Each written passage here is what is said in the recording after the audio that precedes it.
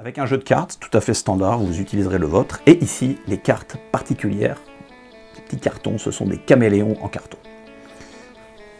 Je les laisse ici et on verra tout à l'heure. Alors, on sort le jeu de cartes, on montre au spectateur qu'il s'agit d'un jeu de cartes tout à fait ordinaire. On peut mélanger les cartes, bien évidemment.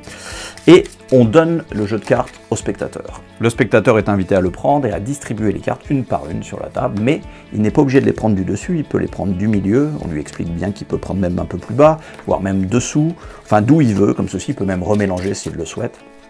Et il s'arrête quand bon lui semble, quand il estime qu'il y a assez de cartes sur la table. Imaginons ici. Donc évidemment, on ne peut pas du tout se connaître les cartes qui sont posées là, hein. C'est le hasard le plus complet.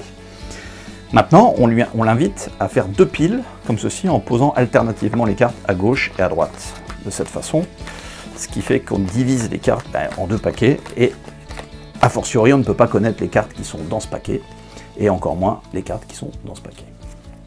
Très bien, alors on va se contenter de regarder la carte du dessus, la carte supérieure. Par exemple, ici, nous avons un 8 de cœur, et ici, une dame de trèfle. Bon, alors c'est intéressant parce que les deux cartes contrastent, ça va pouvoir rendre la suite intéressante. Car c'est là que les caméléons interviennent. Vous savez que le caméléon a pour particularité de pouvoir prendre l'apparence de n'importe quoi. D'ailleurs, si je passe au-dessus du 8, comme ceci de cœur, instantanément, on voit que les caméléons prennent l'apparence ici du 8 de cœur.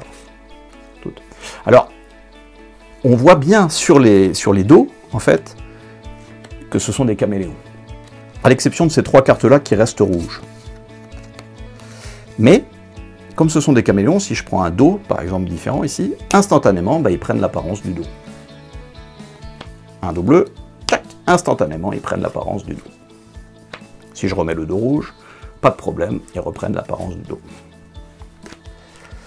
Mais comme ce sont des caméléons, si maintenant je les place en contact ici, au-dessus de la dame de trèfle, et bien maintenant, c'est l'apparence de la dame de trèfle qui prennent.